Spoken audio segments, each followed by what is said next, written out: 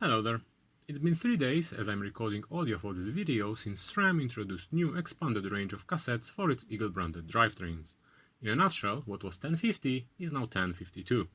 Although, if Sram is to be believed, both options are going to still be available.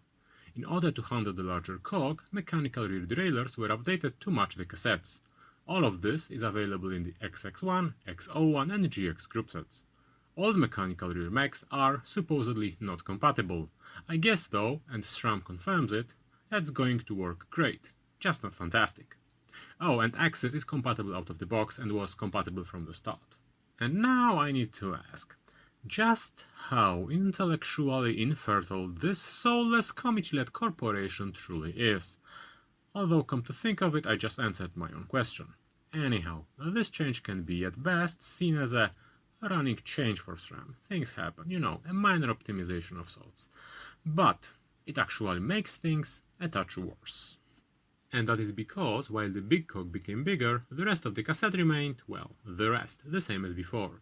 This change widened the 8-tooth or 19% gap between 42 and 50 that exists in the currently available Eagle cassettes to a healthy 10-tooth or 24%. That is quite significant and in effect makes the big cog a total bailout gear, as a gap between it and the next in line is very wide. Of course, the 50 there was already quite bailouty, or at least scratching the limits or how much you can space gears, but this new expansion makes it, well, worse.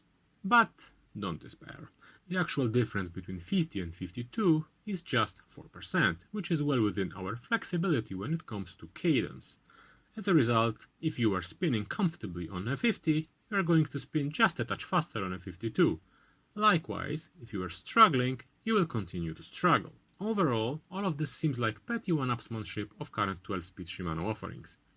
Those which go to 51, which you might already saw as one-upping of SRAM. However, I'm sure that engineers in Osaka were giggling for a few days when they came up with it because 51 is divisible by 3, so is 45 and 39. In order to have the opposing shift ramps, the HG Plus requires, which is the killer feature of the 12-speed Shimano, that 51 is kind of emergent from the process. SRAM can't go to 51 because their solution to backpedaling is to use narrow wide profile, so even tooth count is required. So their only option was to go to 52. I get that this was most likely done under the pressure of OEMs. After all, numbers on the product sheet must be higher than the other guys, otherwise you just can't push those units.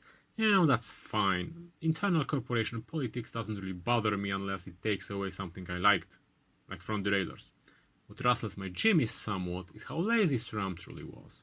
What they should have done was to change the entire sequence of the 1050 to keep the ratios between the adjacent cogs more consistent. Example is on the screen right now. What was done just screams of what Shimano hastily has done at 11 speed with their abortion of an 1146, which matched SRAM 11 speed XX1 in range, but also factory over top cogged their derailleurs. And if they are hellbent to match Shimano, then a medium range 12 speed cassette would also be nice. Like this 1044 you see on the screen right now. This would be a great option for people who don't necessarily live in high mountains, but would like to enjoy the 12-speed drivetrains to the fullest. And of course, this would match the 1045 by Shimano, but with much better sequencing. Not that I would get any of those SRAM cassettes, of course, because, well, this entire release just confirms that they are the most evil, laziest company in cycling and they are driven solely by marketing department. And I'm just a little bitter and jaded. Anyhow, this ends the rant. Share, like, subscribe if you liked it, and I hope to see you on the next video, which is going to come up, well, soonishly.